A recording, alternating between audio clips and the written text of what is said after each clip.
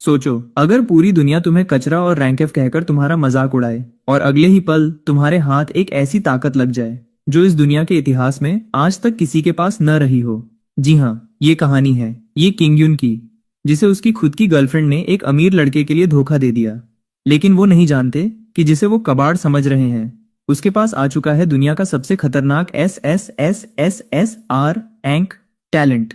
अब जब हर सेकंड लाखों स्किल पॉइंट्स बढ़ रहे हैं, तो बदले की आग में क्या वो इस पूरी एकेडमी को तबाह कर देगा? जानने के लिए बने रहिए वीडियो के एंड तक। कहानी शुरू होती है एक विशाल और चमकते हुए क्रिस्टल से, जिसे देखकर लगता है कि कोई बहुत बड़ा दिन आ गया है।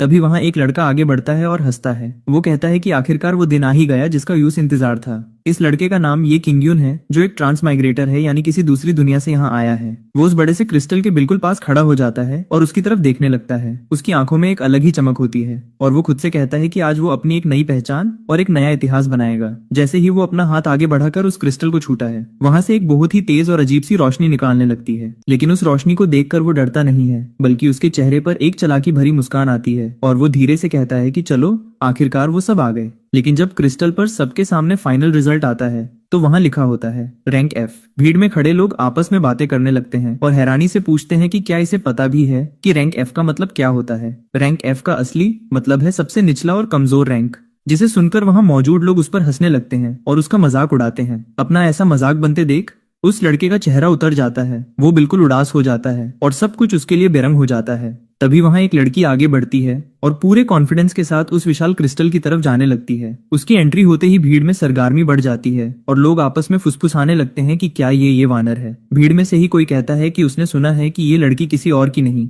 बल्कि ये किंग युन की गर्लफ्रेंड है। ये वानर बिना किसी की परवाह किए सीधे क्रिस्टल के पास पहुंचती है और अपना हाथ आगे बढ़ाकर उसे छू लेती है। जैसे ही वो उसे छूती है, एक बहुत ही भयानक और ताकतवर नीली रोशनी पूरे अरेना में फैल जाता है, जो सबको हैरान कर देती है। क्रिस्टल से निकलने वाली वो गजब की एनर्जी साफ इशारा करती है और वहां लिखकर आता है कि उसकी क्लास एक मगे की है। लेकिन धमाका अभी बाकी था, क्योंकि अगले ही पाल वहां फाइनल रिजल्ट चमकता है और वो होता है सबसे अच्छा, यानी रैंक एस। जैसे ही ये वानर का टेस्ट पूरा होता है, उस विशाल क्रिस्टल से एक बहुत ही शानदार और दिव्य ब्लू फीनिक्स निकालकर पूरे आसमान में फैल जाता है, जो एकेडमी के सभी स्टूडेंट्स की आंखें चौंधिया देता है। ये अद्भुत नजारा देखते ही वहां मौजूद सारे क्लासमेट्स झूम उठते हैं और खुशी से चिल्लाने लगते हैं। पूरे कैंपस में बस एक ही शोर गूंज रहा होता है कि रैंक एस क्लास के स्टूडेंट्स तो एकेडमी में बहुत ही मुश्किल से देखने को मिलते हैं। वहां खड़े बच्चे आपस में बातें करते हुए कहते हैं कि पूरी एकेडमी में अब तक सिर्फ 2 ही ऐसे ब्रिलियंट स्टूडेंट्स हैं जिनका रैंक एस आया है। सबकी तारीफें सुनकर ये वानर के चेहरे पर एक घमंड भरी मुस्कान आ जाती है और सब कहने लगते हैं कि ये तो अब सीधे किसी टॉप यूनिवर्सिटी में जाएगी। तभी वहां मौजूद कुछ लड़के बाकी बच्चों की तरफ देखकर मजाक उड़ाने लगते हैं और कहते हैं कि कम से कम ये उन रैंक एफ वाले कचरा मेगिस जैसी तो नहीं है। अगले ही पल ये वानर पूरे घमंड के साथ आगे बढ़ती है और सीधे ये किंग युन के सामने जाकर खड़ी हो जाती है। वो उसे नीची नजरों से देखते हुए कहती है कि वो दोनों अब हमेशा के लिए अलग हो चुके हैं। वो बिना किसी हिचकिचाहट के बिल्कुल ठंडे दिमाग से कहती है, ये किंग युन, अब हमारा ब्रेकअप हो चुका है, क्योंकि तुम और मैं अब 2 अलग अलग दुनिया के लोग बन चुके हैं। मेरा लेवल अब तुमसे बहुत ऊपर है। तभी एकेडमी का एक अमीर और पावरफुल स्टूडेंट आगे बढ़कर ये वानर को अपनी बाहों में भर लेता है और ये किंग युन का मजाक उड़ाते हुए कहता है, इस कचरे से अब बात करने का क्या फायदा, ये तुम्हारे लायक ही नहीं है। ये वानर उस अमीर स्टूडेंट के साथ आगे बढ़ते हुए ये किंग युन को धक्का देती है और कहती है, यहाँ से दफा हो जाओ, जितना दूर जा सकते हो उतना दूर चले जाओ। वो बड़े प्यार से उस पावरफुल स्टूडेंट का हाथ पकड़ती है और उसे शाओ रानगेगे कहकर बुलाने लगती है। दोनों एकेडमी के कैंपस में सबके सामने एक दूसरे के काफी करीब आ जाते हैं। शाओरान उससे कहता है कि कल ही उनका मॉक एग्जाम है, इसलिए उन्हें पहले से ही तैयार रहना चाहिए। वो दोनों फैसला करते हैं कि एग्जाम से पहले प्रैक्टिस करने के लिए उन्हें एक बिगिनर डंजन को क्लियर करने जाना चाहिए और दोनों आगे बढ़ जाते हैं। दोनों को इस तरह साथ देखकर वहां मौजूद एकेडमी के बच्चे आपस में बातें बनाना शुरू कर देते हैं। एक स्टूडेंट हैरान होते हुए कहता है, भाई ये वानर और शाओरान तो कुछ ज्यादा ही खुलाम खुला घूम रहे हैं। दूसरा लड़का कहता है कि अभी अभी तो इसका ब्रेकअप हुआ था और इतनी जल्दी ये दोनों एक साथ भी हो गए। तभी उनका एक क्लासमेट कंधे उचकाते हुए मजाक उड़ाता है और कहता है, अबे यार, कहाँ शाओरान जो रैंक एस क्लास का विजिट बना है और कहाँ वो कचरा, ये किंग युन। उसके सामने ये किंग युन की कोई औकात ही नहीं है। अपने ही सामने अपनी ऐसी बेइज्जती सुनकर और ये वानर का ये बदला हुआ रंग देखकर सिल्वर बालों वाले ये किंग युन का खून खोल उठता है। वो गुस्से में अपने दोनों हाथ की मुट्ठियां भींच लेता है। उसकी आंखों में गुस्सा और नफरत साफ दिख रही होती है। वो दबे हुए गुस्से में उन दोनों की तरफ देखते हुए कहता है, गंदे लोग, बस थोड़ा सा इंतजार करो। तुम दोनों ने जो मेरे साथ किया है उसका हिसाब मैं जल्द ही पूरा करूंगा। अगली ही सेकंड ये किंगजुन के सामने एक सुनहरा और दिव्य पैनल प्रकट होता है। उस पर बड़े बड़े अक्षरों में लिखा होता है SSSSR अंक टैलेंट इन्फिनिट लॉ डॉक्यूमेंट। ये देखते ही उसकी आंखें हैरान रह जाती हैं और उसके अंदर एक नया बदलाव आने लगता है। उसकी दोनों आंखों के अंदर वही सुनहरा पैनल चमकने लगता है जहां पूरी डिटेल साफ साफ दिख रही होती है। उसे यकीन नहीं होता कि उसे पूरी दुनिया का सबसे अनोखा और सबसे ऊपर वाला SSSS क्लास टैलेंट मिल चुका है। इस अद्भुत टैलेंट की वजह से अब वो हर सेकंड 100 प्रेशियस स्किल पॉइंट्स हासिल कर सकता है। ये एक ऐसा नया और शक्तिशाली जादू है जो आज तक इस दुनिया के इतिहास में किसी के पास नहीं था और अब इसकी मदद से वो पाल भर में सबसे ताकतवर मगे बन सकता है। आमतौर पर किसी प्रोफेशनल को भी एक पूरा डंजन क्लियर करने के लिए बहुत मेहनत करनी पड़ती है, तब जाकर उन्हें ऐसी अनोखी ताकत मिलती है। लेकिन मेरे लिए मुझे तो बस एक सेकंड का इंतजार करना है और सब कुछ मेरे कदमों में होगा। क्या ये सच में सबसे बेहतरीन और इनविंसिबल नहीं है? शाओरान, ये वानर, तुमने जो मेरे साथ किया है अब उसकी कीमत चुकाने का वक्त आ गया है। कल का जो मॉक एग्जाम होने वाला है वहां तुम दोनों को अपनी औकात समझ आएगी। तुमने एक बहुत बड़ी गलती कर दी है। चलो अब बिना वक्त गवाए जरा देखते हैं कि मेरे पास इस वक्त कुल कितने स्किल पॉइंट्स जमा हो चुके हैं। ये देखो, मेरे सामने फायरबॉल आर्ट लेवल 1 का पैनल खुल जाता है जहां पूरे 8000 स्किल पॉइंट्स साफ दिख रहे हैं। भाई ये तो सच में बिल्कुल तबाही है। अभी 1 मिनट से थोड़ा ही ज्यादा वक्त हुआ है और मेरे पास पहले से ही पूरे 8000 स्किल पॉइंट्स जमा हो चुके हैं। दूसरे लोगों के लिए ये ताकत पाना बहुत मुश्किल है। ये तो ऐसा है जैसे उनके 80 डंजन्स क्लियर करने के बराबर अकेला मेरा ये एक पाल हो। अब वक्त आ गया है, सिस्टम सारे पॉइंट्स एलोकेट करो। लेवल +1, लेवल +1, ये लगातार बढ़ता ही जा रहा है। तेरी तो ये क्या तबाही है। फायरबॉल आर्ट अब सीधा लेवल 81 पर पहुंच चुका है। इसका मतलब समझ रहे हो, एक आम फायरबॉल से पूरी 81 गुना ज्यादा ताकत। क्या सच में कोई इसे अब एक साधारण सा फायरबॉल कहने की हिम्मत भी करेगा? इस बेबाक शक्ति के साथ अब मैं इस बड़े से दरवाजे को पार करने और आगे की तबाही मचाने के लिए बिल्कुल तैयार हूँ। चलो अब इस नई ताकत का असर जरा खुद देख ही लेते हैं। लेकिन जैसे ही मैं डंजन के अंदर कदम रखता हूँ वहां का नजारा देखकर हैरान रह जाता हूँ। मेरे से पहले ही कुछ लोग वहां एक विशालकाय काले भल्लू के सामने फंसे हुए हैं। उस खतरनाक मॉन्स्टर की दहाड़ से पूरी जगह कांप रही है। वहां खड़ा लड़का गुस्से और डर से चिल्लाता है, धट तेरी की, ये ब्लैक बेयर तो हद से ज्यादा ताकतवर है। उसका फायरबॉल उस मॉन्स्टर पर बिल्कुल भी असर साबित होता है जिससे वो पूरा बौखला जाता है। उसके साथ आई लड़की रोटी हुई आवाज में कहती है, तुम तो सिर्फ एक लेवल 1 मगे हो, तुमसे नहीं होगा। पर लड़का हार मानते हुए कहता है कि ये फजूल बैठने से तो फिर भी बेहतर है।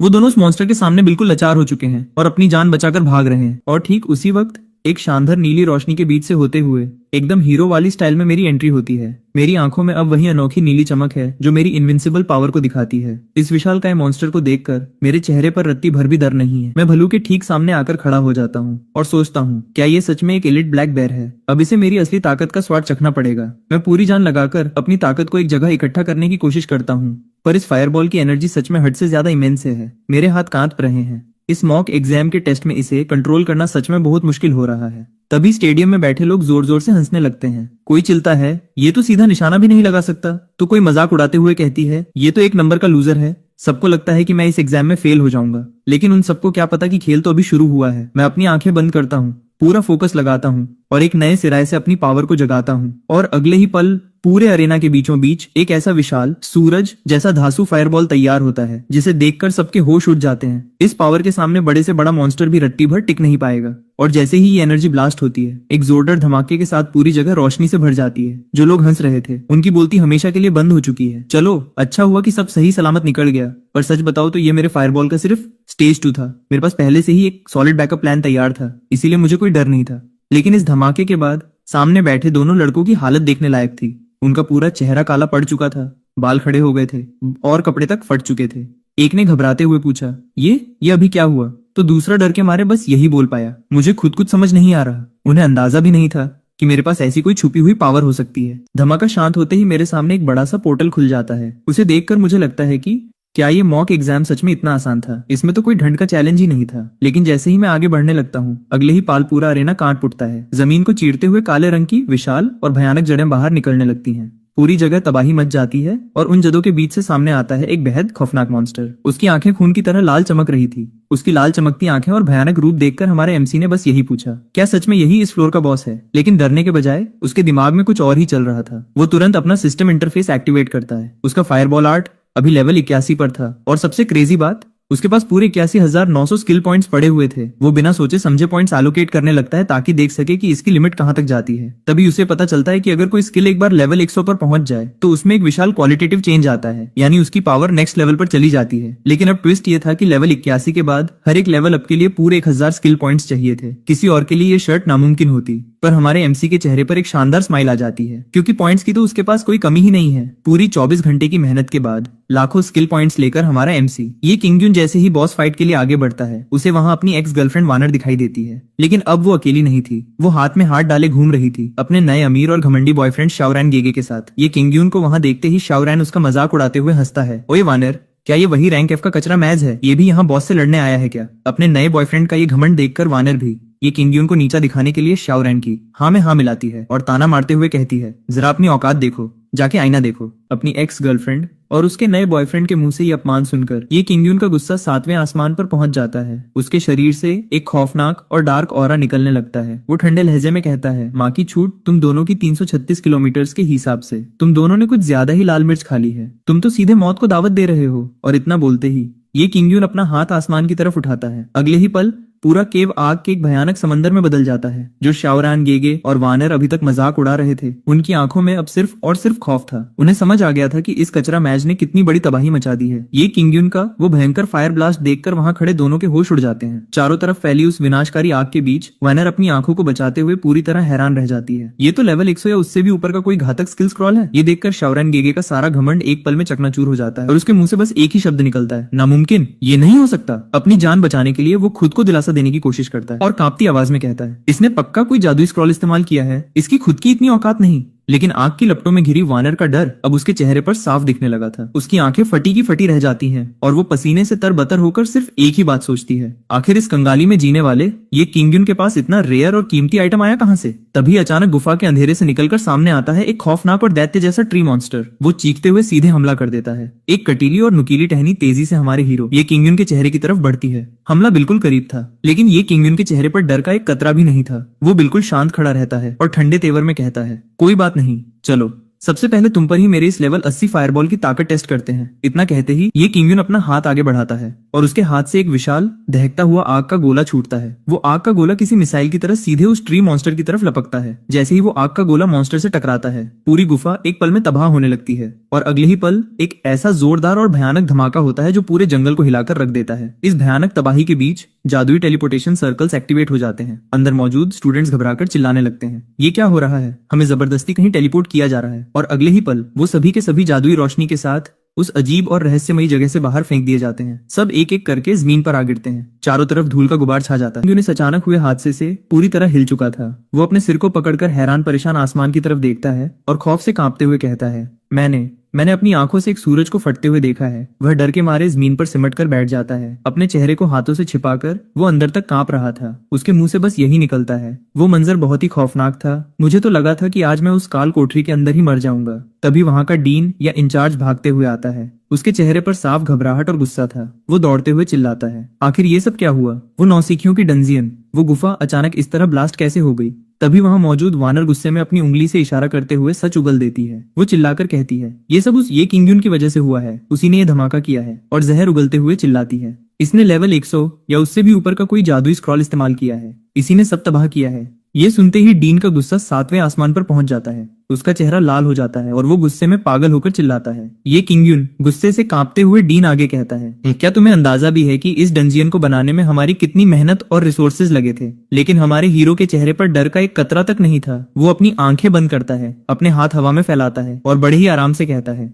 अरे मेरी गलती है भाई, आई एम सॉरी। वो डीन के मजे लेते हुए हल्के से मुस्कुराता है और कहता है, पर मुझे सच में नहीं पता था कि न्यूकमर्स के लिए बनी तुम्हारी ये डंजियन इतनी ज्यादा नाजुक और कमजोर होगी। हीरो का ये एटीट्यूड देखकर डीन का खून खौल उठता है। वो गुस्से में आपा खो देता है और चीखते हुए कहता है, जुबान लड़ाता है, तुझे इसी वक्त इस स्कूल से सस्पेंड किया जाता है। You are expelled. डीन यही नहीं रुकता। वो उंगली दिखाकर धमकी भरे लहजे में कहता है, और याद रखना, इस डंजियन की तबाही का जो भी नुकसान हुआ है उसकी पाई पाई तुझे स्कूल को भरनी पड़ेगी। डीन की इस धमकी पर ये किंगयुन जरा भी परेशान नहीं होता। वो पूरे स्वैग में उसकी आंखों में आंखें डालकर सीधे कहता है, ठीक है, जैसा आप चाहें, मुझे कोई दिक्कत नहीं है। जैसे ही डीन वहां से जाता है, ये किंगयुन के चेहरे पर एक शातिर और कातिलाना मुस्कान आ जाती है। वो मन ही मन सोचता है, पैसे की चिंता किसे है? बहुत जल्द मेरे पास इतना पैसा होगा कि गिनते गिनते थक जाओगे। तभी उसके दिमाग में सिस्टम की जादुई आवाज गूंजती है, सिस्टम, बधाई हो, आप लेवल 10 पर पहुंच चुके हैं। तभी ये किंगयुन के सामने सिस्टम का एक चमचमाता हुआ नोटिफिकेशन पॉपअप होता है। क्लास बदलने के लिए कृपया जुक्सिंग क्रिस्टल जुएक्सिंग क्रिस्टल का इस्तेमाल करें, क्योंकि हमारा हीरो अब लेवल 10 पर पहुंच चुका है और अपनी क्लास अपग्रेड करने के लिए पूरी तरह तैयार है। वह बड़े स्वैग से उस विशाल जादुई क्रिस्टल के सामने जाकर खड़ा हो जाता है, लेकिन तभी पीछे से आवाज गूंजती है, ये किंगयुन,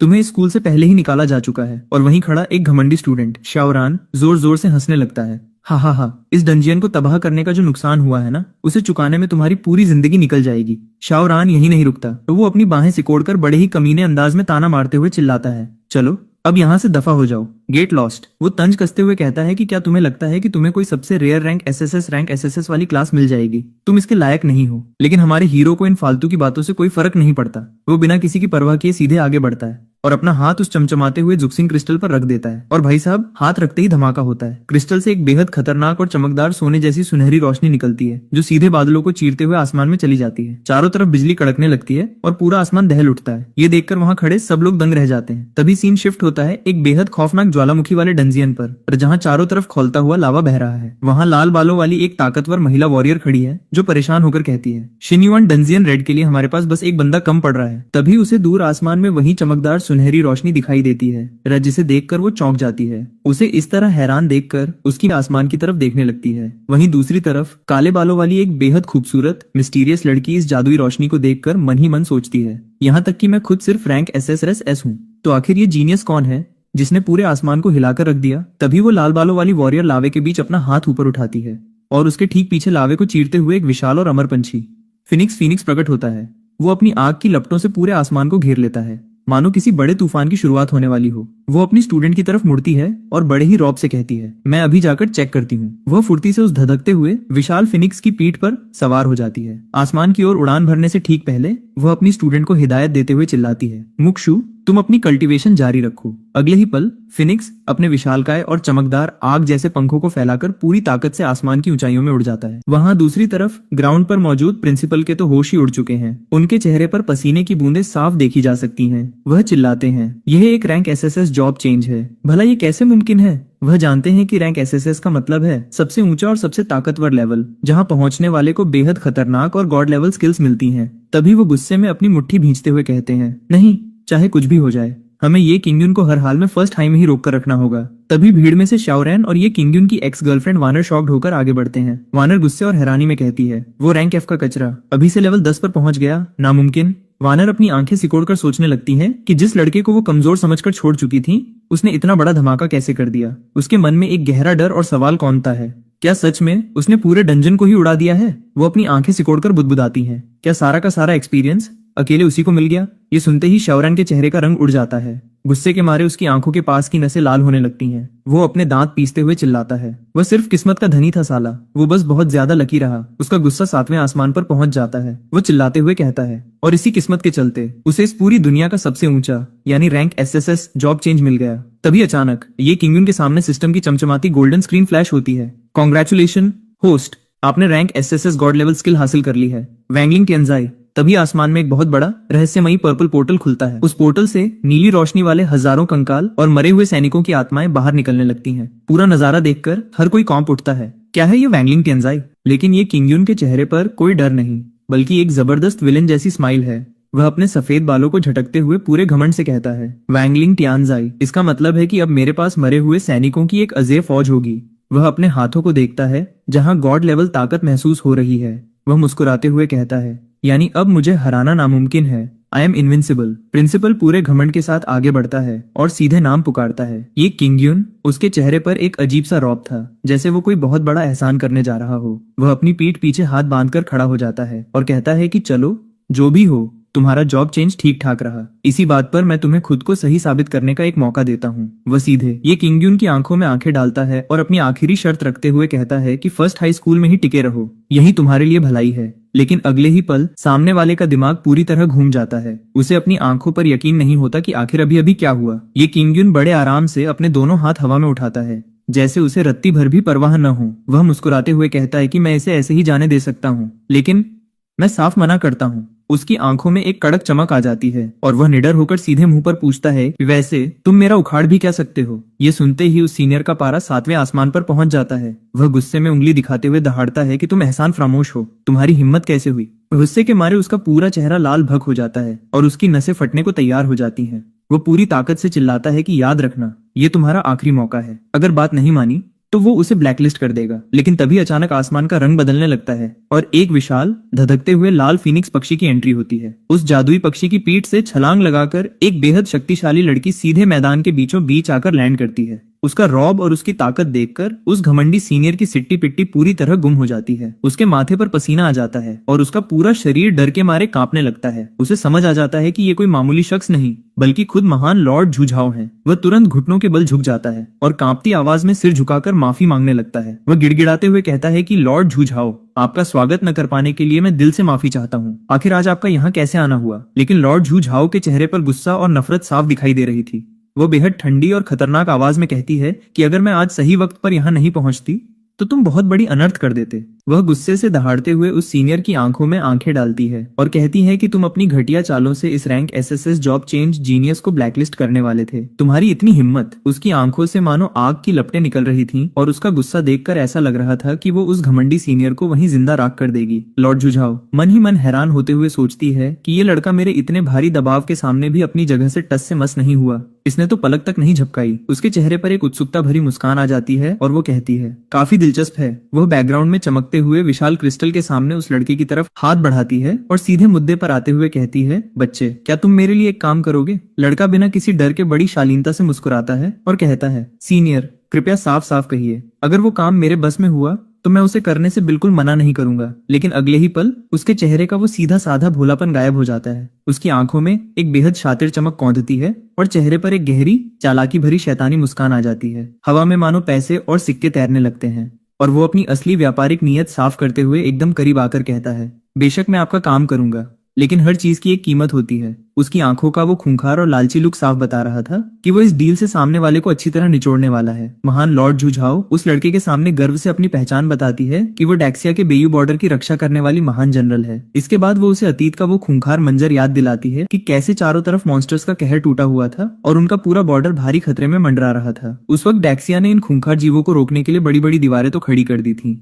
लेकिन मुसीबत अभी टली नहीं थी। वह बताती है कि अभी भी एक खतरनाक शैन्युआन डंजियन बाकी रह गया है जो सीधे शैन्युआन वर्ल्ड की उस भयानक दुनिया से जुड़ता है जहां अनगिनत मॉन्स्टर्स भरे पड़े हैं। झुझाओ के चेहरे पर गहरी चिंता और गुस्सा साफ दिखने लगता है। वो लड़के की आंखों में आंखें डालकर बेहद गंभीर आवाज में कहती है कि अगर इस डंजियन को सही वक्त पर साफ नहीं किया गया तो वो मॉन्स्टर्स इसे एक सीढ़ी की तरह इस्तेमाल करेंगे और हमारे पूरे बेयू बॉर्डर पर हमला करके उसे तहस नहस कर देंगे। यही वजह है कि वो मदद के लिए उस लड़के के सामने अपना हाथ बढ़ाती है। ये सुनते ही वहां खड़ा सीनियर एकदम घबरा जाता है। उसके माथे से पसीना छूटने लगता है और वो चौंक कर कहता है कि एक शैन्युआन डंजियन की डिफिकल्टी तो कम से कम रैंक एस होगी। लेकिन जनरल बिना रुके अपनी बात आगे बढ़ाती है और कहती है कि वो उसे इस काम के लिए एक तियानकोंग की देगी। ये सुनकर सीनियर का गुस्सा 7वें आसमान पर पहुंच जाता है। वह सीधे लड़के की तरफ उंगली उठाकर चिल्लाने लगता है कि ये किंगयुन तो सिर्फ एक रैंक एफ मेज है। वहां जाना उसके लिए सीधे मौत के मुंह में कदम रखने जैसा होगा। दूसरी तरफ ये किंगयुन पूरी तरह शांत खड़ा रहता है। वह पीछे लगे उस विशाल जादुई क्रिस्टल को देखता है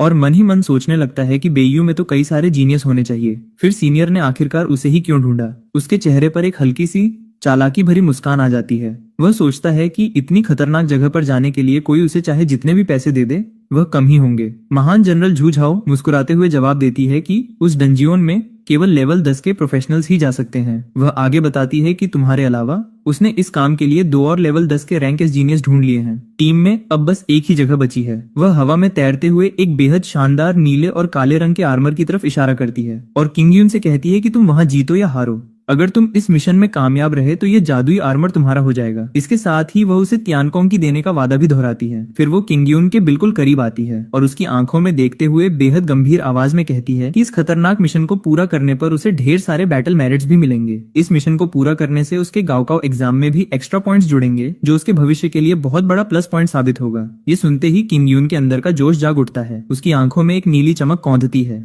वह अपनी मुट्ठी भींचता है और पूरे दम खम के साथ कहता है, ठीक है। अगले ही पल उसके चेहरे पर एक शातिर और गहरी मुस्कान आ जाती है। वह एकदम कॉन्फिडेंस के साथ सीधे डील लॉक करते हुए कहता है, मुझे मंजूर है। अब किंगयुन के दिमाग में सिर्फ मिलने वाले बेशकीमती इनाम, जादुई आर्मर और फायदे घूम रहे हैं। लालच और खुशी के मारे उसकी आंखों की पुतलियां बिल्कुल सोने के सिक्कों की तरह चमकने लगती हैं। वह मुस्कुराते हुए मन ही मन सोचता है, इतनी सारी बढ़िया चीजें, कितना लुभावना है।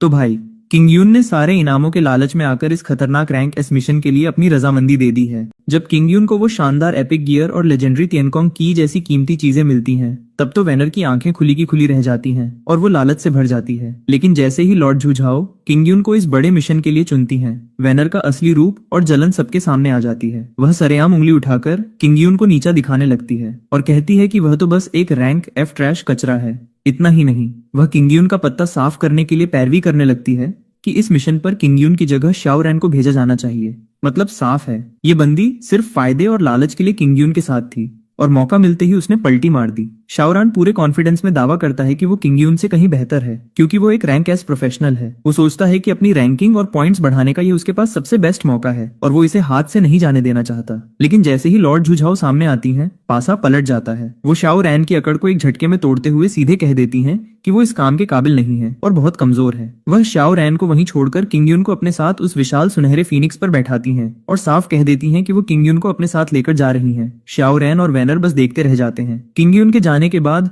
शाओ रैन का गुस्सा 7वें आसमान पर पहुंच जाता है। वह जमीन पर घुटनों के बल बैठ जाता है और गुस्से में फर्श पर मुक्का मारता है, जिससे वहां दरारें पड़ जाती हैं। वो बुरी तरह बौखलाकर अपने मन में कहता है, एक रैंक एफ का कचरा होने के बावजूद ये किंग यून पर इतनी कृपा कैसे हो सकती है? धत तेरे की। उसका ईगो पूरी तरह हर्ट हो चुका है। वह खुद को संभालता है और अपनी आंखों में नफरत भरकर सोचता है कि उसके पीछे पूरी इश्याओ फैमिली का हाथ और ताकत है, इसलिए वो इतनी आसानी से हार नहीं मानेगा। वो सीधे सीधे किंग यून को बर्बाद करने का प्लान बनाने लगता है। वह गुस्से से अपनी आंखें सिकोड़ते हुए मन ही मन ठान लेता है, कल के मॉक एग्जाम में मैं ये किंग यून को पूरी तरह धूल चटा दूंगा। और कहानी एक बंजर सूखे इलाके में पहुंच गई है। यहाँ एक भारी भरकम शरीर वाला आदमी खड़ा है जो भूरे रंग की लेदर जैकेट पहने हुए है और उसके गले में एक भेड़िए के सिर वाला पेंडेंट लटका है। वह हाथ बांधकर बेहद चिढ़े हुए लहजे में बुदबुदाता है कि वह नया लड़का कितना घमंडी है और उन्हें इतनी देर से इंतजार करवा रहा है। तभी उसके पास खड़ी एक काले बालों वाली लड़की सफेद और सुनहरे रंग की पोशाक में उसे टोकती है और कहती है कि शांत हो जाओ। वह उसे समझाती है कि मास्टर उस नए लड़के को शेन युआन डंगोन से इंट्रोड्यूस करवा रहे हैं,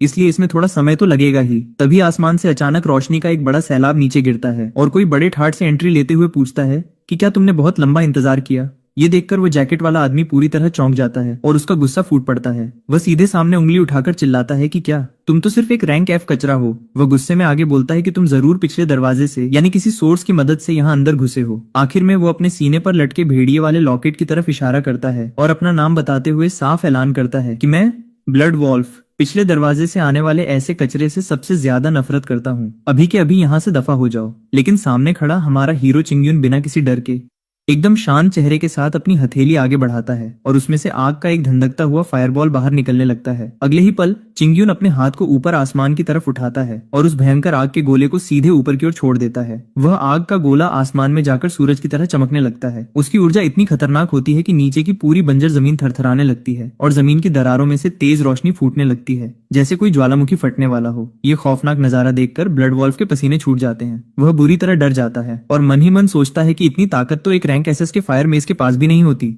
वह अंदर से पूरी तरह हिल चुका है और खुद से पूछता है कि आखिर ये मॉन्स्टर आया कहां से है। अपनी जान आफत में देखकर ब्लड वॉल्फ का सारा घमंड और हेकड़ी पल भर में गायब हो जाती है। वह तुरंत अपनी बात से पलटता है और एक झूठी नर्वस मुस्कान चेहरे पर लाकर कहता है, ब्रदर ये तुम तो मजाक कर रहे हो। वह पसीना पोंछते हुए बात बदलने की कोशिश करता है और कहता है, मेरा मतलब है आज मौसम कितना बढ़िया है। और आखिर में अपनी सिट्टी पिट्टी गुम होने के बाद वह जबरदस्ती हंसते हुए बोलता है, यह मौसम डंगोन क्रॉलिंग के लिए एकदम परफेक्ट है। किंगयून का यह खतरनाक प्रदर्शन देखकर सिर्फ ब्लड वॉल्फ ही नहीं बल्कि वहाँ खड़ी वो काले बालों वाली लड़की भी दंग रह जाती है। वो अपनी आंखें बंद करती है और गहराई से सोचते हुए बुदबुदाती है। दिलचस्प है, जब वो अपनी पर्पल आंखें खोलकर किंगयून को देखती है तो वो हैरान है कि दिखने में तो ये लड़का साफ तौर पर सिर्फ एक रैंक एफ मेज है, लेकिन इसके भीतर बेहद शक्तिशाली और अद्भुत ऊर्जा छिपी हुई है। वो शालीनता से थोड़ा झुककर किंगयून से माफी मांगते हुए कहती है, मैं माफी चाहती हूँ। वह किंगयून को समझाती है कि ब्लड वॉल्फ का मिजाज थोड़ा गर्म है और वो जल्दी गुस्से में आ जाता है। वो बहुत ही प्यार से किंगयून से रिक्वेस्ट करती है, कृपया उसे माफ कर दीजिए। बाद वो खूबसूरत लड़की चेहरे पर एक प्यारी सी मुस्कान लाती है और आगे बढ़कर अपना इंट्रोडक्शन देती है। मेरा नाम सू मुक्शू है। सू मुक्शू का ये दोस्ताना और सम्मानजनक बर्ताव देखकर हमारे हीरो का गुस्सा भी शांत हो जाता है। चिंगयून बिल्कुल कूल अंदाज में उसकी तरफ देखता है और हल्के से मुस्कुराते हुए कहता है, तब तो ठीक है।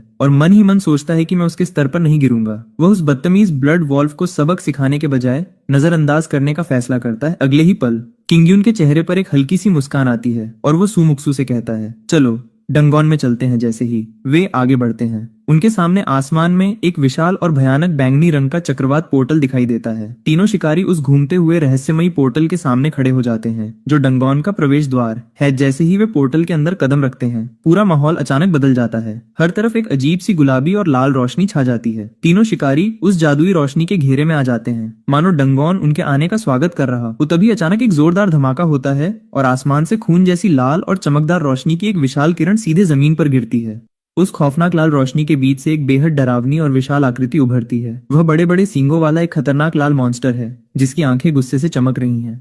डंगोन में कदम रखते ही उनका सामना इस भयानक शैतान से हो चुका है। तिहार कंट्रोल रूम में स्क्रीन पर यह सब देखकर ग्रेट झूझाव गुस्से और डर के मारे अपने हाथ में पकड़े पेन को टेबल पर इतनी जोर से गड़ा देती है कि टेबल पर दरारें पड़ जाती हैं। वह घबराकर खड़ी होती है और चिल्लाती है, शेन्युआन दंजन म्यूटेट हो चुका है। उसका चेहरा खौफ से पीला पड़ जाता है। वह बताती है कि डंगोन की मुश्किल का स्तर बहुत ज्यादा बढ़ चुका है और यह अब कम से कम रैंक एसएस कठिनाई का बन चुका है। वह अपनी दोनों हथेलियां टेबल पर टिकाती है और हताश होकर झुक जाती है। उसे सुमुक्शु और उसकी टीम की चिंता होने लगती है। वह गहरी चिंता में डूबकर सोचती है कि सुमुक्शु और उसकी टीम की ताकत के बावजूद इस रैंक एसएस के खतरे के सामने वे लोग पूरी तरह खत्म हो सकते। दूसरी तरफ डंगोन के अंदर लाल आंखों वाले भयानक मॉन्स्टर भेड़िए तेजी से दौड़ते हुए हमला करने के लिए आगे बढ़ रहे हैं। स्थिति और भी बदतर हो गई जब टीम ने मुड़कर देखा कि जिस रास्ते से वे अंदर आए थे, वह पोर्टल अब गायब हो चुका था। वे चारों तरफ से डंगोन में बंद हो चुके थे। मॉन्स्टर्स की फौज उन्हें घेरने के लिए करीब आ रही थी। इस मुसीबत को देखकर टीम की लीडर सुमुक्सु आगे बढ़ती है। वह अपनी जादुई छड़ी को हवा में लहराती है, जिससे नीली बर्फीली रोशनी चमकने लगती है।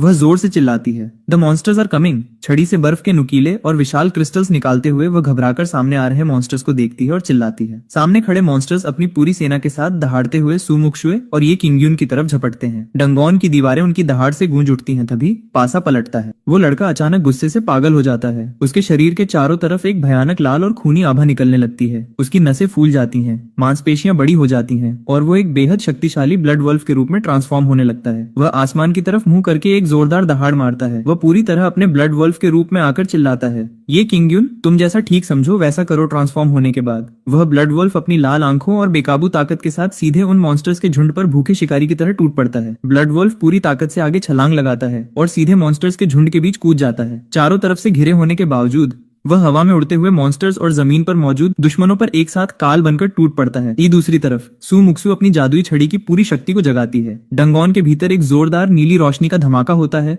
और उसकी जादुई शक्ति से बर्फ के बड़े बड़े पंख जैसे क्रिस्टल्स चारों तरफ फैलने लगते हैं।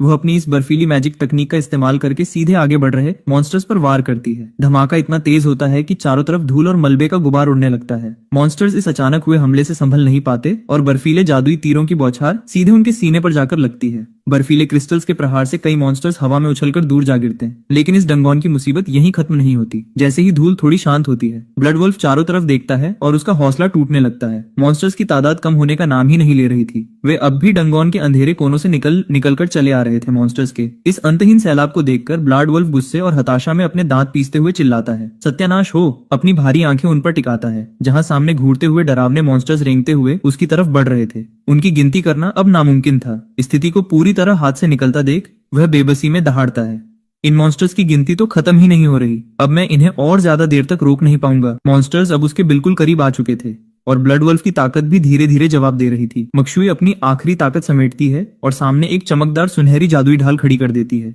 लेकिन मॉन्स्टर्स का प्रहार इतना भयानक था कि वो ढाल भी उस वार को झेल नहीं पाती। जादुई ढाल को तिनके की तरह बिखरते देख सुमुक्सु की आंखें खौफ से फटी की फटी रह जाती हैं। वो बुरी तरह जख्मी होकर सीधे जमीन पर जा गिरती है। उसका पूरा चेहरा धूल और मिट्टी से सन जाता है। अपनी मौत को बिल्कुल सामने खड़ा देखकर वह टूटती हुई सांसों के साथ सोचती है, मैंने कभी सपने में भी नहीं सोचा था कि मुझ जैसी सुपरिवार की लाडली और सम्मानित बेटी को आज इस अंधेरे डंगोन में इस तरह तड़प तड़प कर मरना पड़ेगा। बुझती हुई आंखों से वह सामने खड़े सफेद बालों वाले ये चिंगयुन की पीठ को देखती है और आखिरी उम्मीद के साथ उसे पुकारती है, भाई ये तुम तुरंत यहाँ से भाग जाओ। हमारी फिक्र मत करो, हमारे बारे में बिल्कुल मत सोचो, बस अपनी जान बचाओ। हमारा हीरो वहां से भागने वालों में से नहीं था। उसके चेहरे पर डर का एक कतरा तक नहीं था। वो ठंडे दिमाग से अपने सामने चमकते सिस्टम पैनल को देखता है और सोचता है, अपनी असली ताकत को परखने का इससे बेहतरीन मौका और कोई नहीं हो सकता। एक पल गंवाए वो सीधे सिस्टम इंटरफेस को कमांड देता है और धड़ाधड़ अपने सारे स्किल पॉइंट्स एलोकेट करने लगता है और देखते ही देखते उसका लेवल सीधे 300 पार कर जाता है। चारों तरफ एक ऐसी गजब की सुनहरी एनर्जी ब्लास्ट होती है कि पूरा डंगौन कांप उठता है। हीरो के चेहरे पर एक कातिलाना मुस्कान आती है, उसकी आंखें नीली रोशनी से चमकने लगती हैं और वो अपनी सबसे खतरनाक स्किल एक्टिवेट करता है।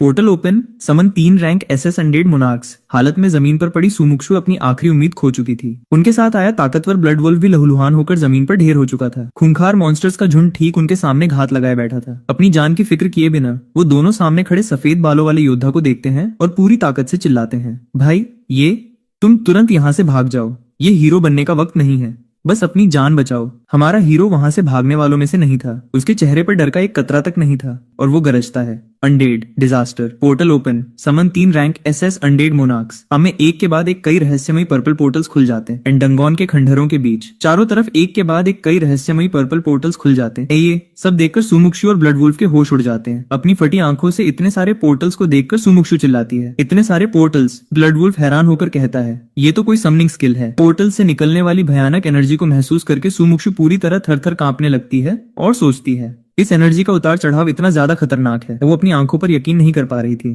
वो हैरान होकर खुद से पूछती है, लेकिन वो तो सिर्फ एक एफ रैंक का मेज है, फिर वो इतना ज्यादा ताकतवर कैसे हो सकता है? ऐसा तो आज तक कभी सुना ही नहीं गया। उन चमकते पर्पल पोर्टल्स के अंदर से कंकाल वाले खूंखार हाथ बाहर निकलते हैं और एक एक करके अनडेड वॉरियर्स हवा में तैरते हुए बाहर आने लगते हैं। लेकिन ट्विस्ट अभी बाकी था। ये कोई 2-4 अनडेड नहीं थे। पोर्टल से सीधे अनडेड वॉरियर्स की एक पूरी खूंखार फौज मार्च करते हुए बाहर निकलती है और मौत के इस पूरे सैलाब को समन करने वाला कोई और नहीं बल्कि हमारा हीरो किंग युन था। पर्पल पोर्टल्स को देखकर ब्लड वुल्फ के होश उड़ जाते हैं। वो हैरान होकर चिल्लाता है, इतने सारे अनडेड, उसे अपनी आंखों पर यकीन नहीं हो रहा था।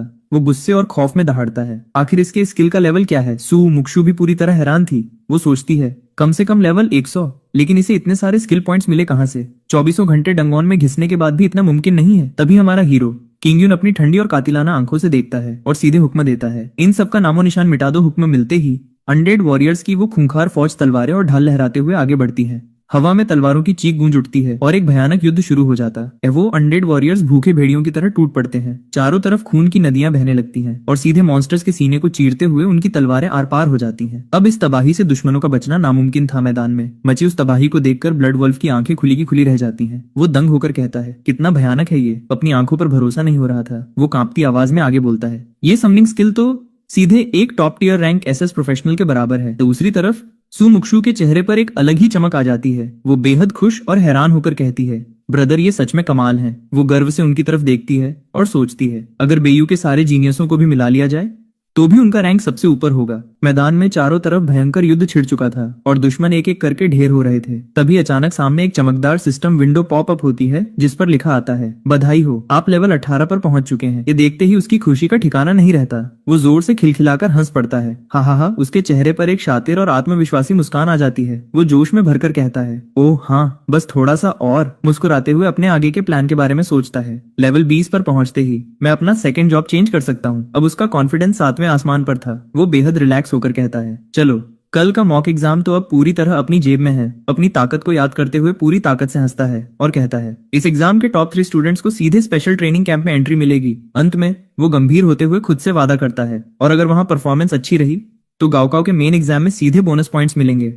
वो मन में सोचता है, इस स्पेशल ट्रेनिंग कैंप में पूरे बेयू क्षेत्र से चुन चुनकर जीनियसों को इकट्ठा किया जाता है। एक से बढ़कर एक धुरंधर आने वाले थे। वो आगे सोचता है, वो सब के सब अपने आप में टॉप नॉच मास्टर्स हैं। बात को याद करते हुए वो गहरी सोच में डूब जाता है और अपनी आंखें बंद कर लेता है। उसे उन योद्धाओं की ताकत का अंदाजा था। वो आंखें बंद किए हुए ही सोचता है। वो ऐसी अजेय ताकतें हैं जिन्हें हराना नामुमकिन सा है। तभी उसके दिमाग में 2 नाम कौंधते हैं। वो बुदबुदाता है, शाओरैन। ये वॉनर। वो अपनी तीखी और चमकदार नीली आंखें खोलता है। उसके चेहरे पर एक गजब का एटीट्यूड और कॉन्फिडेंस आ जाता है। वो सीधे सामने देखते हुए एक दमदार और चैलेंजिंग टोन में कहता है, लेकिन जब तक मैं यहाँ खड़ा हूँ। हाथ आगे बढ़ाता है और सीधे चुनौती देते हुए कहता है, तुम में से कोई भी इस स्पेशल ट्रेनिंग कैंप में कदम तक नहीं रख पाएगा।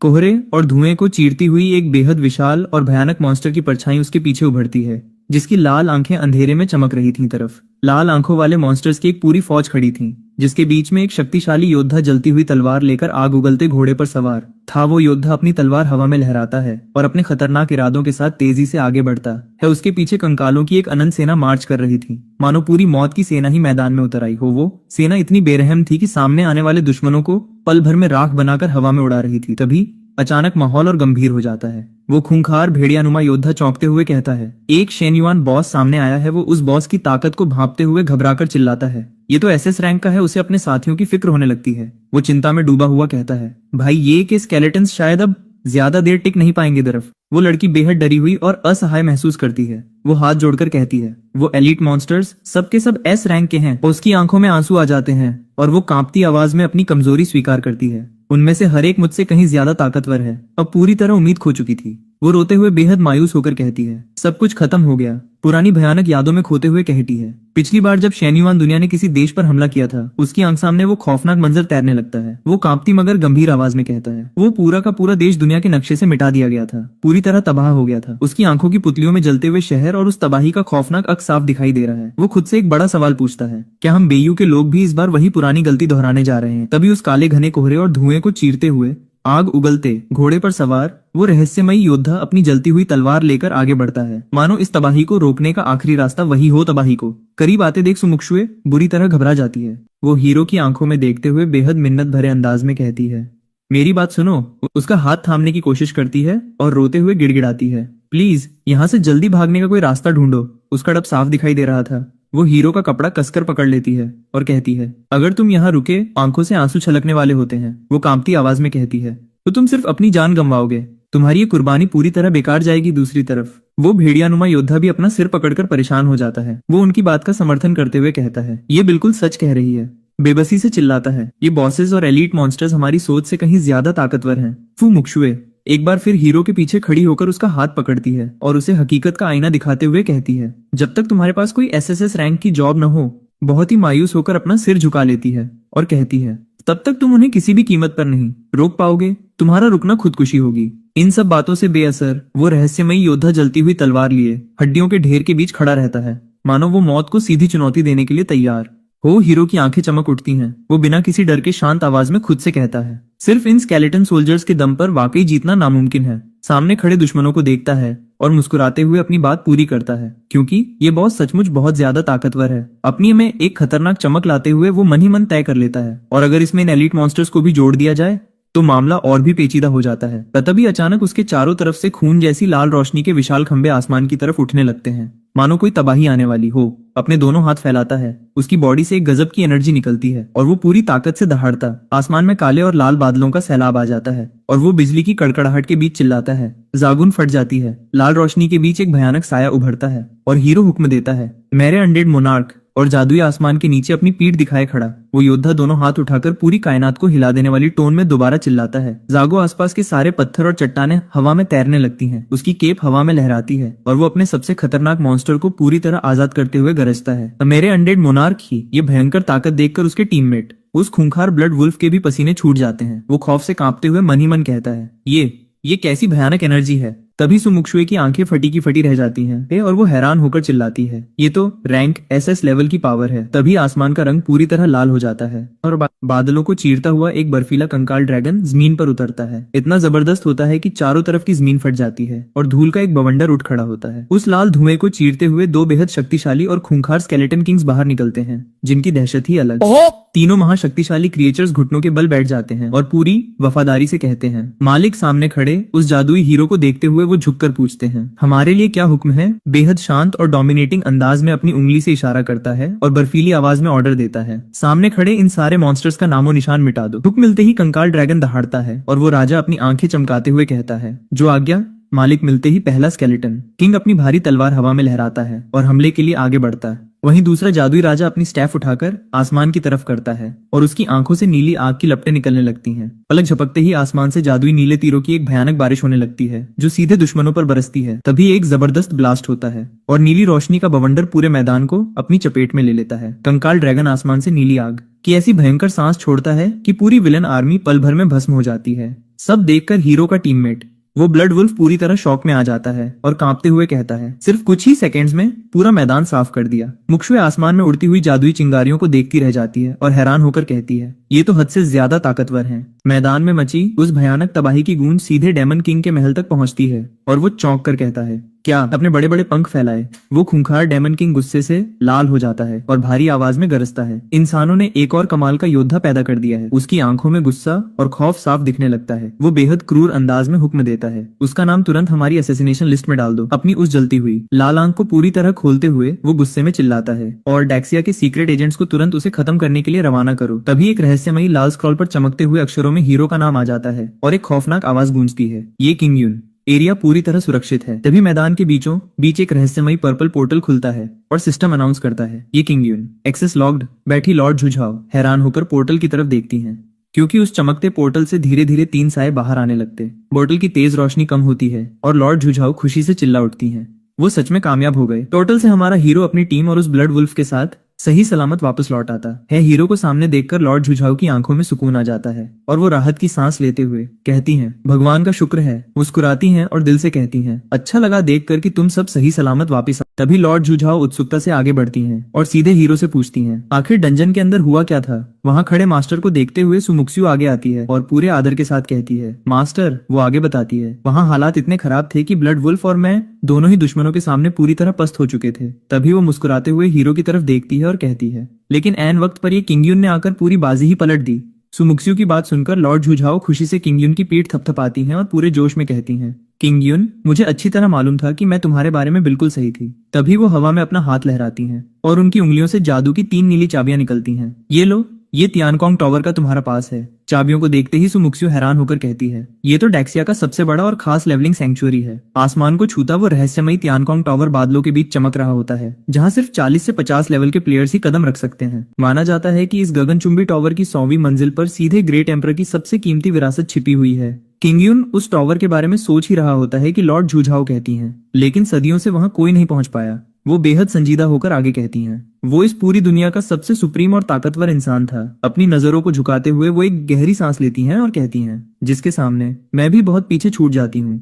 सुमुक्सियो आगे बढ़ती है और सीधे हीरो से कहती है, ब्रदर, ये जियांगचिंग चेंगजू टोकन संभालो। वो आदर के साथ टोकन देते हुए आगे बताती है, अब तुम मॉक एग्जाम और गाओकाओ टेस्ट के लिए पूरी तरह एलिजिबल हो चुके हो। किंग युन मुस्कुराते हुए सुमुक्सियो के हाथों से उस सुनहरे टोकन को लेता है और कहता है, तुम्हारा बहुत बहुत शुक्रिया। आखिरकार सही समय पर उसका लेवल 20 हिट हो चुका था। टोकन को देखते हुए किंग युन के चेहरे पर एक अलग ही चमक आ जाती है और वो जोश में कहता है, अब वक्त आ गया है अपनी क्लास बदलने का। अगले ही पल सीन शिफ्ट होता है एक बेहद आलीशान और चमचमाते हुए क्रिस्टल हॉल में, जहां चारों तरफ जादुई नीले क्रिस्टल्स की कतारें लगी होती हैं। लेकिन तभी वहां एक भारी भरकम बॉडीगार्ड लोगों को धक्का देते हुए चिल्लाता है, रास्ते से हट जाओ, तुम नीच लोगों। वो गुस्से में सबको हटाते हुए कहता है, यंग मास्टर लू को यहाँ बहुत जरूरी काम है। तभी कैमरे का फोकस सीधे हमारे हीरो किंग युन पर जाता है, जो हुडी पहने बेहद शांत खड़ा है। वो अपनी तीखी नजरों से देखते हुए ठंडे दिमाग से सोचता है, तो ये लोग बीच में लाइन काटने आए हैं। सबको लाइन से हटाते हुए वो भारी भरकम बॉडीगार्ड किंग युन के पास आता है और अकड़कर कहता है, ए बच्चे।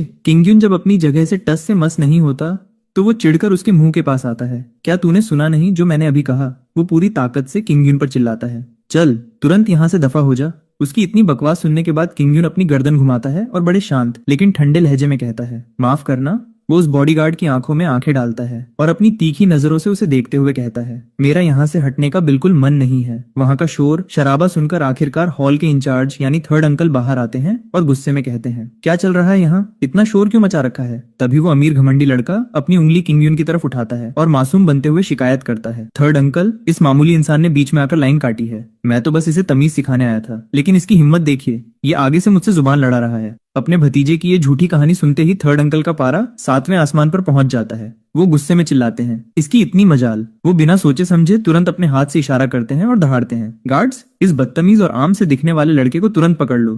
किंग युन बिना डरे अपनी जेब से वो सुनहरा टोकन निकालता है और ठंडे लहजे में कहता है, ये टोकन, क्या तुम इसे पहचानते हो। अगले ही पल किंग युन के हाथ में वो टोकन किसी सूरज की तरह चमकने लगता है, जिसकी सुनहरी रोशनी पूरे हॉल में फैल जाती है। उसे देखते ही थर्ड अंकल के पैरों तले जमीन खिसक जाती है। उनकी आंखें खौफ और सदमे से फटी की फटी रह जाती हैं। वो मन ही मन कांपते हुए सोचते हैं, ये तो साक्षात चेंगजू टोकन है और इस टोकन को सामने देखने का मतलब है खुद सिटी लॉर्ड के सामने खड़ा होना। अब पासा पूरी तरह पलट चुका था। थर्ड अंकल का सारा गुस्सा किंग यून से हटकर सीधे अपने उस घमंडी भतीजे पर फूट पड़ता है और वो उसे पीछे धकेलते हुए चिल्लाते हैं, निकम्मे। वो गुस्से में आपा खो देते हैं और दहाड़ते हैं, शर्मनाक। वो अपने भतीजे को धक्का देकर सीधे फर्श पर गिरा देते हैं और कहते हैं, तुम्हें इंसानों की रत्ती भर भी परख नहीं है। वो अमीर शहजादा पीठ के बल सीधा संगमरमर के फर्श पर जा गिरता है और उसका सारा घमंड एक पल में चूर चूर हो जाता है। और फिर वही रौबदार थर्ड अंकल किंग यून के सामने पूरी तरह झुक जाते हैं और कांपती आवाज में माफी मांगते हुए कहते हैं, मुझे माफ कर दीजिए सर। झुककर इज्जत से कहते हैं, आदरणीय महोदय, कृपया आप अपनी क्लास बदलने की प्रक्रिया के साथ आगे बढ़ें। किंग यून शांत कदमों से आगे बढ़ता है और उस हॉल के बीचों बीच रखे महाविशाल जादुई क्रिस्टल पर अपना हाथ रख देता है। तभी अचानक एक खौफनाक धमाका होता है। क्रिस्टल से नीली ऊर्जा की एक ऐसी विशाल दीवार निकलती है जो सीधे छत को फाड़कर आसमान को चीर देती है। पूरा इलाका इस ताकतवर जादुई रोशनी से दहल उठता है। रोशनी का गुबार जब छंटता है तो सबके होश उड़ जाते हैं। किंग यून के सिर पर नीले क्रिस्टल्स का एक चमचमाता हुआ शाही ताज आ चुका था। ये महा अवेकनिंग देखकर उस घमंडी लड़के की रूह कांप जाती है। वो फटी आंखों से देखता हुआ पागलों की तरह चिल्लाता है, ये तो एसएसएस रैंक का जॉब चेंज है, ये कैसे मुमकिन है। उस अमीर आदमी का दिल बैठ जाता है और वो अपना सीना पकड़कर चीख पड़ता है, मैंने इतनी भारी कीमत चुकाकर जो जुक्सिंग क्रिस्टल खरीदा था वो सिर्फ इसके एक हल्के से टच से कांच की तरह चकनाचूर हो गया। तभी हवा में एक चमकदार सिस्टम स्क्रीन पॉपअप होती है। बधाई हो, आपने हासिल किया है एसएसएस रैंक का बिंग फेंग क्राउन। और इतना ही नहीं, किंग यून के पास जमा थे पूरे 4,10,000 अनयूज्ड स्किल पॉइंट्स। किंग यून एक शातिर मुस्कान के साथ सोचता है, मैंने उम्मीद नहीं की थी कि ये एक आइस टाइप स्किल होगी। वो बिना एक सेकंड गंवाए हवा में हाथ उठाता है, सिस्टम सारे पॉइंट्स इसी स्किल में डाल दो, एलोकेट पॉइंट्स।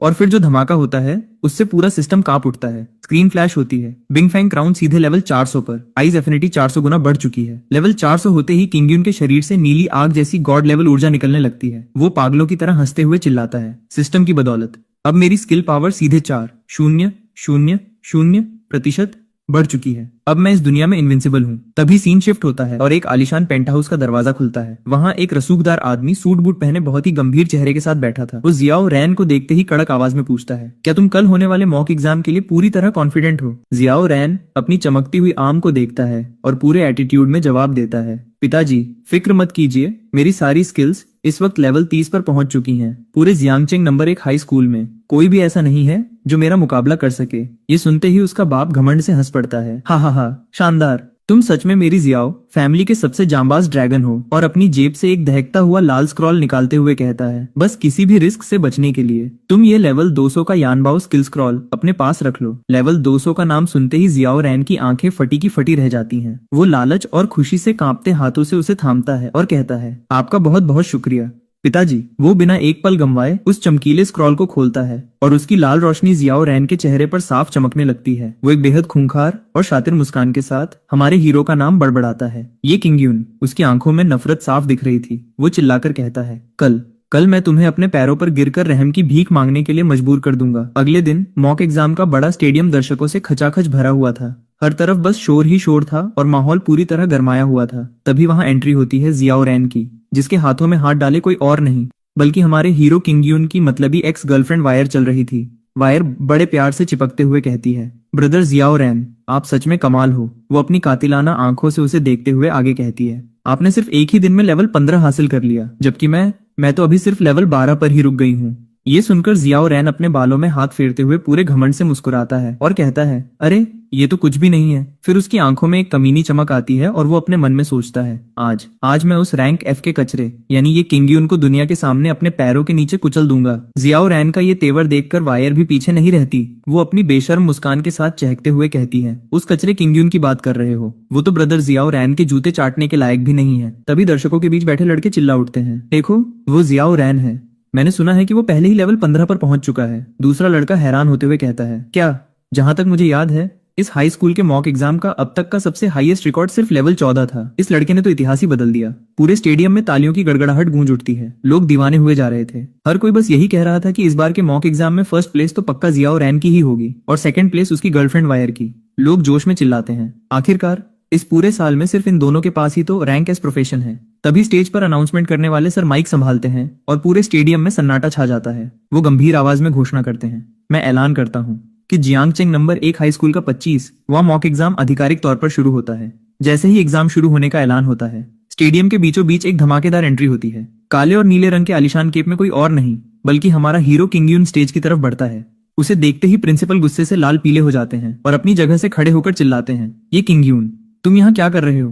प्रिंसिपल बिना रुके सब लोगों के सामने उसे बेइज्जत करते हुए कहते हैं, तुम्हें तो स्कूल से पहले ही निकाला जा चुका है, तुम्हारे पास इस मॉक एग्जाम में बैठने की कोई औकात नहीं है।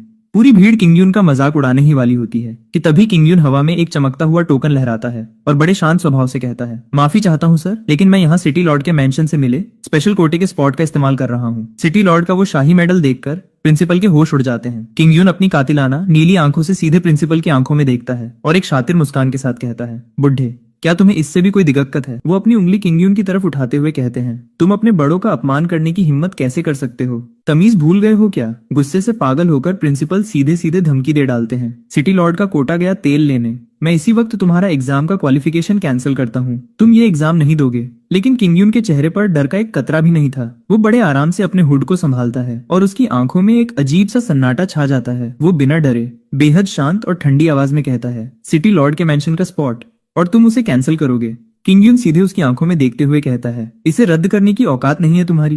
किंग यून का रौब देखकर पूरा स्टेडियम सन था, लेकिन तभी बैकग्राउंड में भारी कदमों की आवाज गूंजती है। सफेद और काले रंग के शाही कोट में लाल आंखों वाला एक खूंखार शख्स स्टेज की तरफ बढ़ता है। वो गुस्से से सीधे किंग यून की आंखों में देखता है और गरजते हुए कहता है, प्रिंसिपल की औकात नहीं है तो फिर मेरे बारे में क्या ख्याल है? मैं इस शहर का वाइस सिटी लॉर्ड की एंट्री से स्टेडियम का पूरा माहौल ही बदल जाता है। दोनों की आंखों से मानो बिजली की चिंगारियां निकलने लगती हैं। वाइस सिटी लॉर्ड पूरे स्टेडियम के सामने चिल्लाकर कहता है, तुम्हारा ये चेंगझुल टोकन असली नहीं है, इसका कोई रिकॉर्ड नहीं है। वो सीधे किंग यून पर चोरी का आरोप लगाते हुए कहता है, मेरे पास पूरा भरोसा करने की वजह है कि तुमने इसे चुराया है। हाथ पीछे बांधकर वो बेहद घमंडी आवाज में किंग यून को हुक्म देता है, क्या तुम अपना जुर्म कबूल करते हो? ये तमाशा देखकर वो बुढ़ा प्रिंसिपल कोने में बैठकर अपनी शातिर मुस्कान के साथ मजे लेने लगता है। चोरी का इल्जाम सुनकर किंग यून के चेहरे पर एक खौफनाक मुस्कान आ जाती है। वो अपनी जेब से उस टोकन को निकालता है जो सोने की तरह चमकने लगता है। उसकी चमक से वाइस सिटी लॉर्ड की आंखें फटी की फटी रह जाती हैं। किंग यून कड़क आवाज में कहता है, इस टोकन को देखना खुद सिटी लॉर्ड को देखने के बराबर है। और फिर किंग यून उस चमकते हुए टोकन को हवा में लहराता है। पूरे स्टेडियम के सामने वो दहाड़ता है,